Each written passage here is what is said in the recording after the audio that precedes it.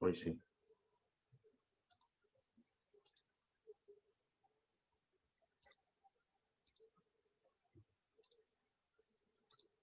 Bueno, jóvenes, buenos días. Desde la clase pasada hemos estado abordando lo que es pues esta temática relacionada con lo que es la Federación Centroamericana. Estuvimos analizando en primer lugar pues una perspectiva general de lo que fue todo este proceso y de ahí hemos comenzado a ir pues abordando todos los aspectos relacionados antes de la conformación de la misma. En la última parte que nos quedamos prácticamente en lo que fue ese proceso relacionado con lo que es el proceso de independencia. Lo que tenemos que tener claro es lo siguiente, jóvenes.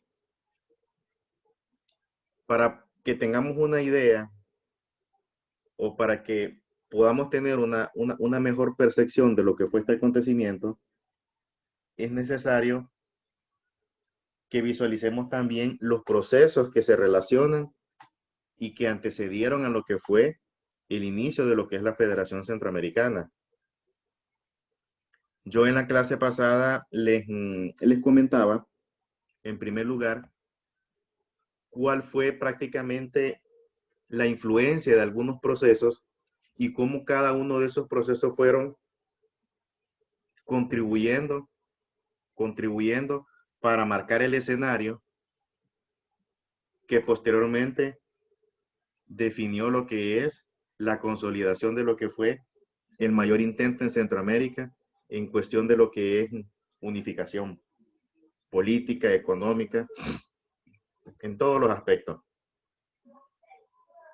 Ahora, algo que debemos de tener bien claro es lo siguiente. Si ustedes recuerdan desde el periodo colonial, tanto Centroamérica como lo que era América, pues era marcada por lo que eran pues eh, los dominios de España a través de lo que era, vamos a ver, tengo un mensaje aquí.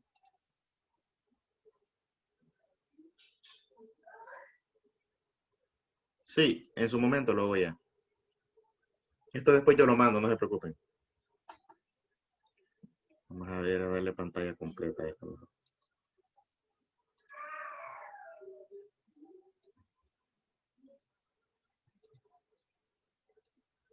Ahí está. Y si ustedes observan, jóvenes, prácticamente este proceso se configuró a partir de lo que son estos hechos. Nos habíamos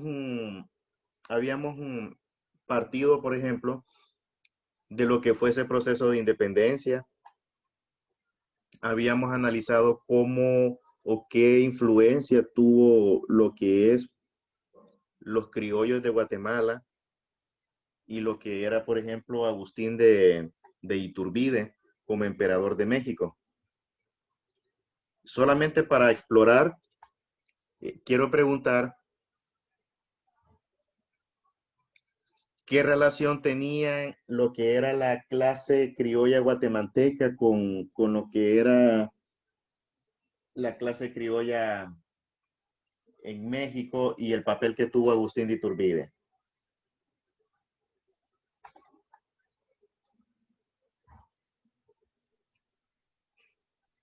Vamos a ver.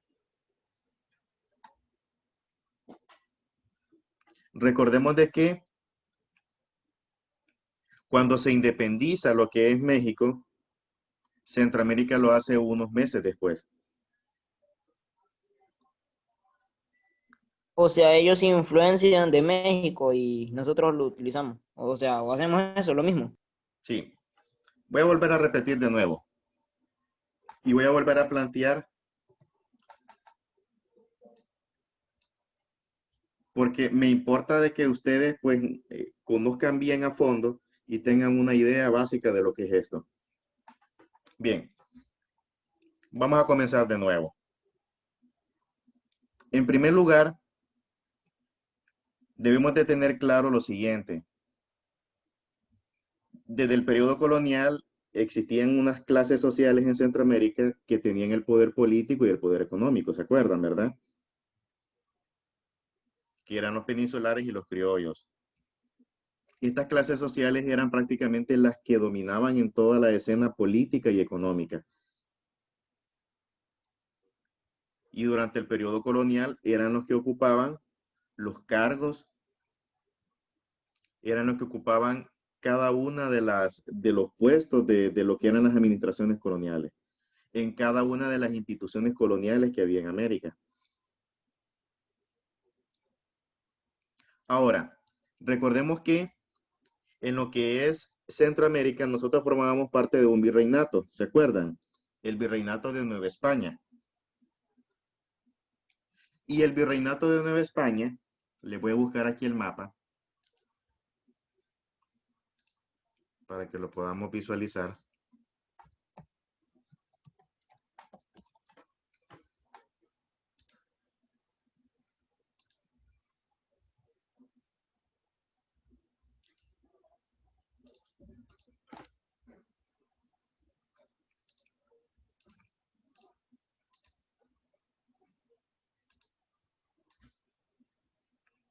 Aquí lo tenemos.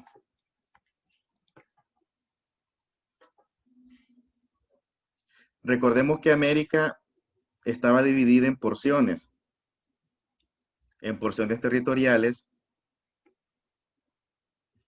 con el fin de facilitar lo que era su administración. Es decir, venía España y la dividía en sectores. Una porción territorial correspondía a un virreinato, otra correspondía a otro virreinato, otra a otro virreinato y así. Nosotros estábamos bajo el dominio de lo que era el virreinato de Nueva España, que es lo que aparece aquí de color, lo que está pintado. Todo eso, lo que está de color, eran los territorios que pertenecían al virreinato de Nueva España.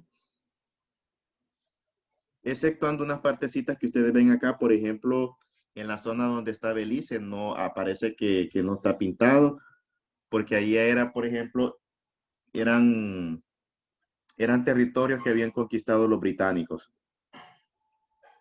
Por consiguiente, España no tenía ningún tipo de influencia en esa zona. Recordemos de que los británicos también fueron una potencia colonial que también tuvieron participación en lo que es el proceso de colonización en algunas partes de América. Vaya, un ejemplo, Jamaica. Jamaica fue inicialmente colonia española, pero los británicos le arrebataron ese territorio a España. El caso de Belice también, lo que es toda esa zona de Belice. Esa zona era eminentemente de dominio español. Sin embargo, fue tomado por los británicos. Recordemos de que, y ustedes se preguntarán, pero ¿y por qué los españoles a veces permitían eso? Recordemos quién era Gran Bretaña o Inglaterra, como se le conocía en ese tiempo. Era una potencia y entrar en una guerra con Inglaterra Era arriesgarse a perderlo todo. era arriesgarse a perderlo todo y prácticamente a quedar en la ruina. España, recordemos que a pesar de que estaba a la cabeza de lo que era el liderazgo, en lo que era el control de los territorios en América, España aún así era una potencia, tenía una marina débil. Imagínense que hasta el punto que los británicos pagaban a corsarios. Los corsarios eran como decir, digamos que determinados grupos de personas tenían barcos y eran como especie de mercenarios y les pagaban para que estos atacasen los convoyes de España, es decir, los barcos que iban cargados de recursos, de minerales, de oro, que salían de América para España. Eso era el común denominador y así era la diatriba entre ellos. Por eso es que aparecen esas zonas así en el caso del Virreinato de Nueva España. ¿Cuál es el detalle? Recordemos que el Virreinato de Nueva España era una institución colonial de carácter civil, porque ¿quién era la máxima autoridad? Era el virrey. El virrey era la máxima autoridad. Aquí ustedes se preguntarán por qué Panamá no aparece dentro de los dominios del Virreinato de Nueva España. La razón es porque Panamá formaba parte de lo que era el Virreinato de Nueva Granada, toda esta zona que tengo pintada acá.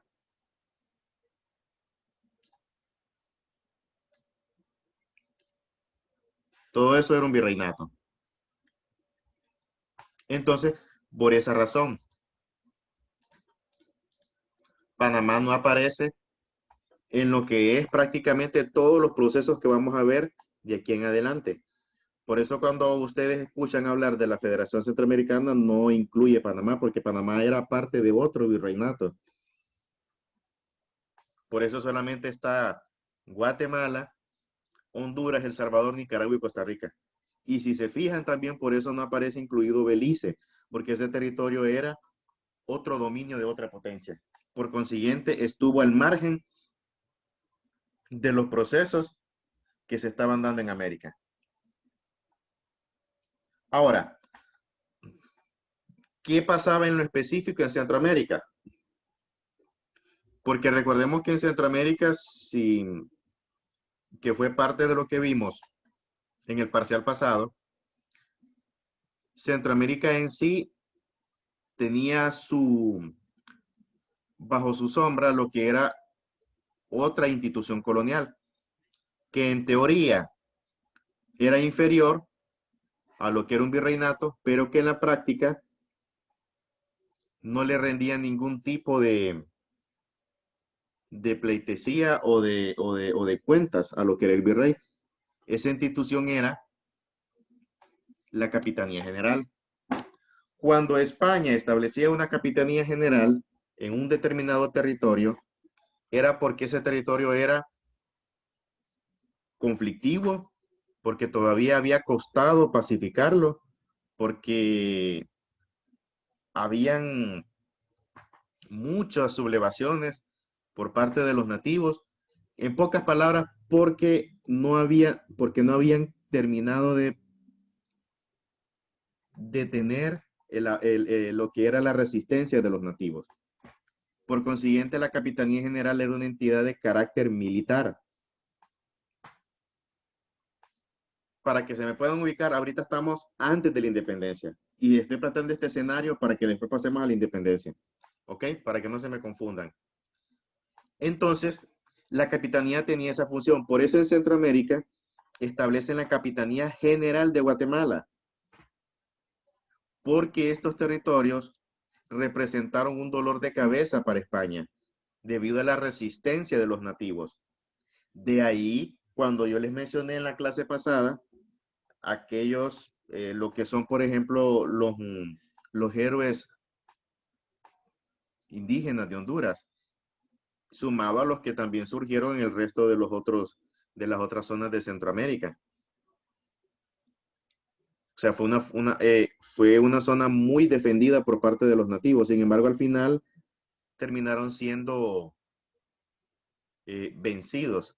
Más de 80 años duró este proceso o sea, el tiempo que les tomó a los españoles lograr estabilizar la zona. Pues bien, por eso establecen la Capitanía General. ¿Y qué fue? Y véanlo, aquí donde comienza una cuestión, y necesito que aquí lo tomen en cuenta bien. Cuando España establece la Capitanía General, y valga la redundancia, de Guatemala, era porque el centro o lo que era, por decirlo así, su centro de operaciones estaba en lo que hoy es Guatemala. Los españoles escogieron ese territorio porque, en primer lugar, era una zona que la habían colonizado, que ya llevaba bastante tiempo, la tenían mejor organizada Entonces, por eso decidieron, no, vamos a dejar en Guatemala todo, el centro de lo que son nuestras operaciones. Ahí estaban o ahí tenían su sede las instituciones coloniales más importantes en lo que era Centroamérica.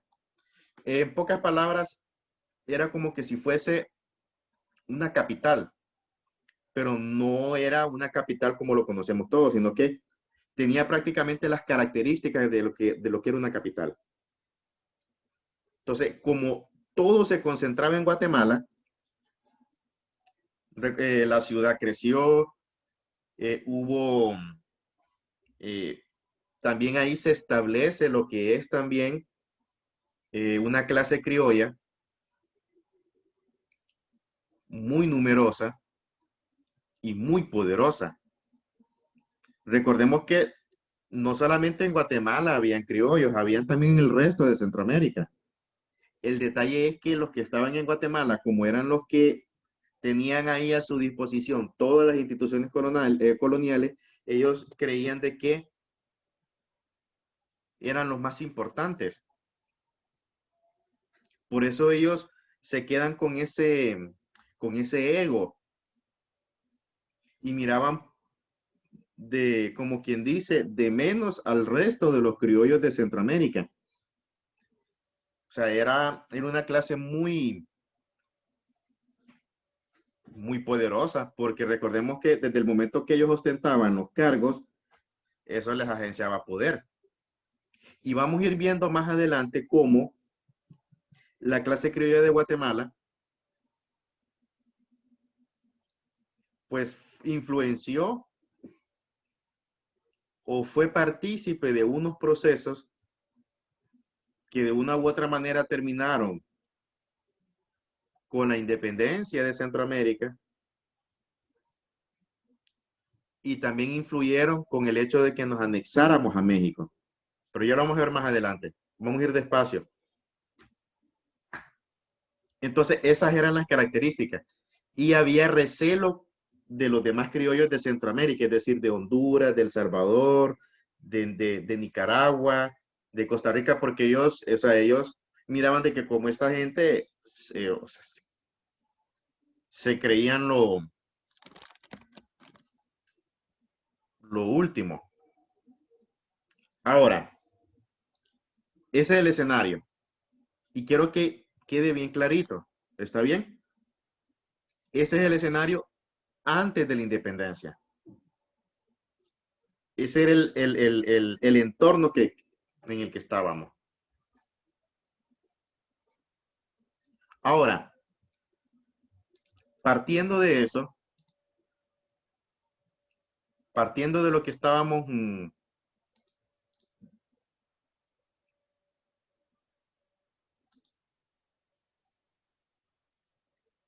partiendo de lo que estábamos, nos vamos a ir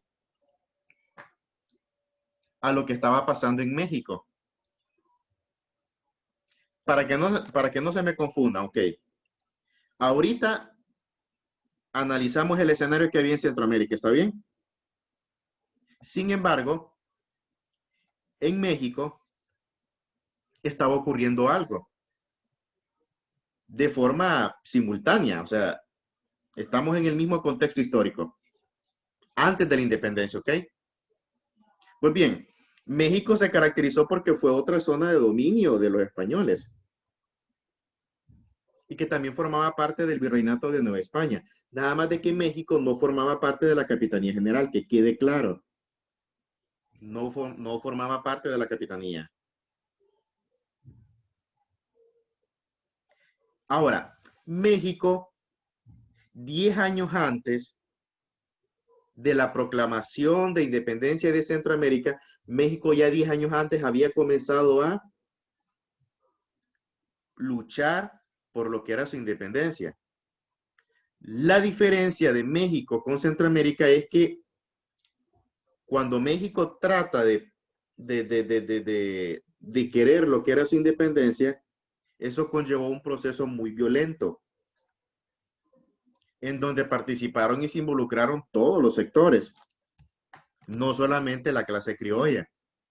sino también pues los mestizos, algunos sectores de los indígenas, o sea, fue un proceso muy violento.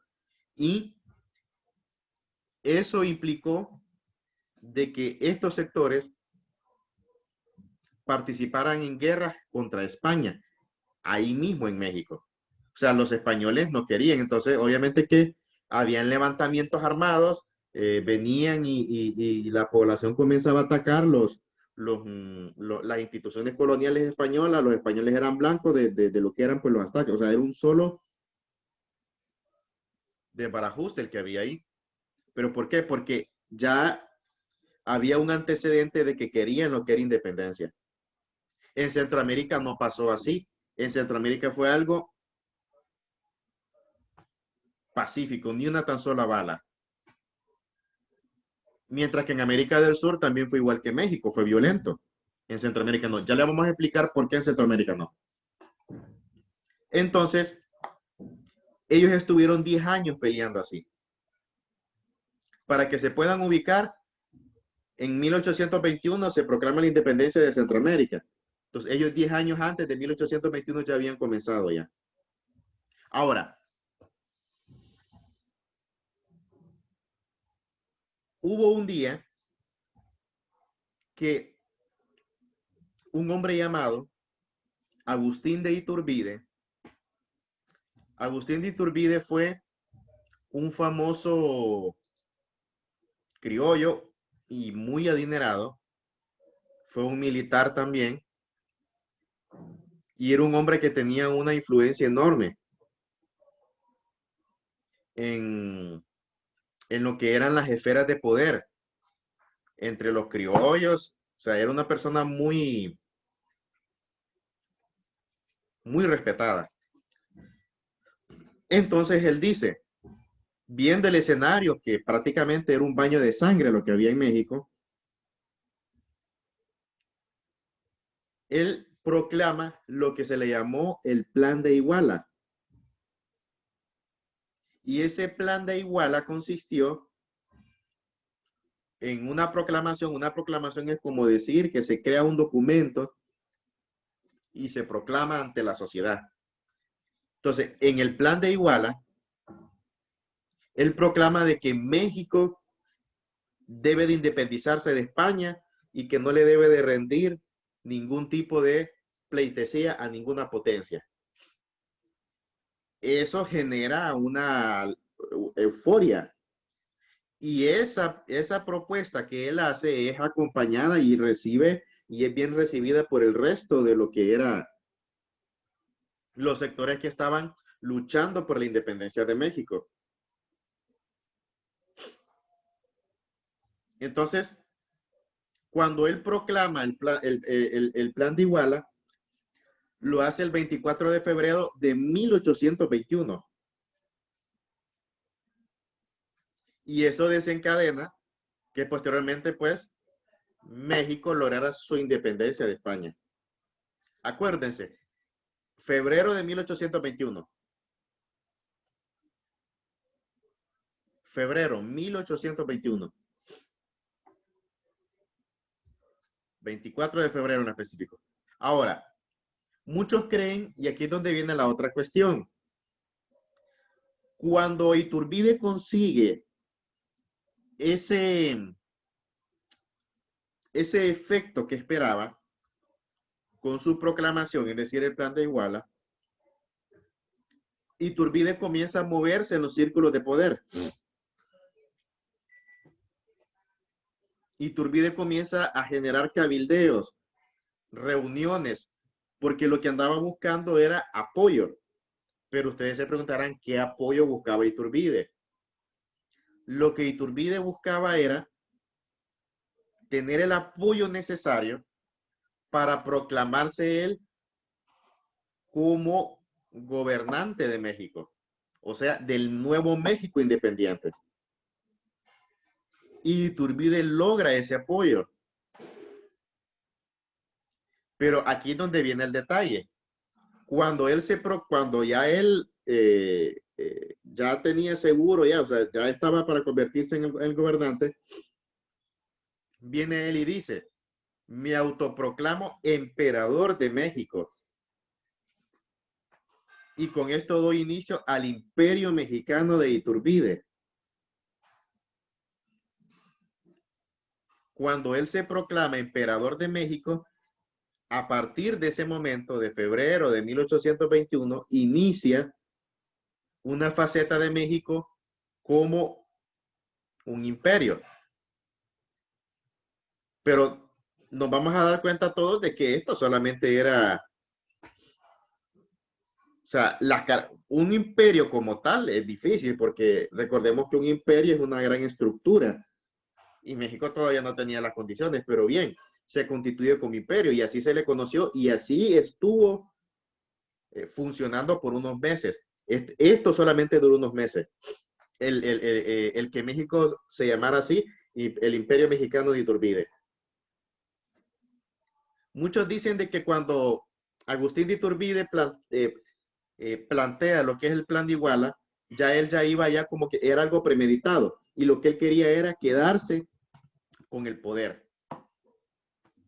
Muchos dicen de que era un plan que él tenía para agenciarse de lo que era el poder. Ahora, ese acontecimiento generó un impacto en Centroamérica. ¿Pero qué impacto? Recordemos de que las noticias viajaban. Quizás lo que pasaba en México en esos días se conocía semanas después en Centroamérica. Entonces, eso tuvo un eco, porque los criollos de Centroamérica vieron cómo México había logrado la independencia. Ahora, esto para ellos representó un problema. ¿Y en qué sentido? Y ya les voy a explicar por qué. Representó un problema porque ellos estaban viendo cómo en México se había logrado la independencia, que había sido eh, un hecho muy violento. Y también estaban viendo lo que estaba pasando en América del Sur. Ellos sabían, es decir, los criollos de Centroamérica, pero especialmente los de Guatemala, sabían que si se daba ese mismo acontecimiento en Centroamérica, automáticamente las cabezas de ellos iban a rodar. Porque cuando hay un levantamiento armado, jóvenes, cuando hay una insurrección popular, son derribadas todas las esferas de poder y no queda nada de ellos.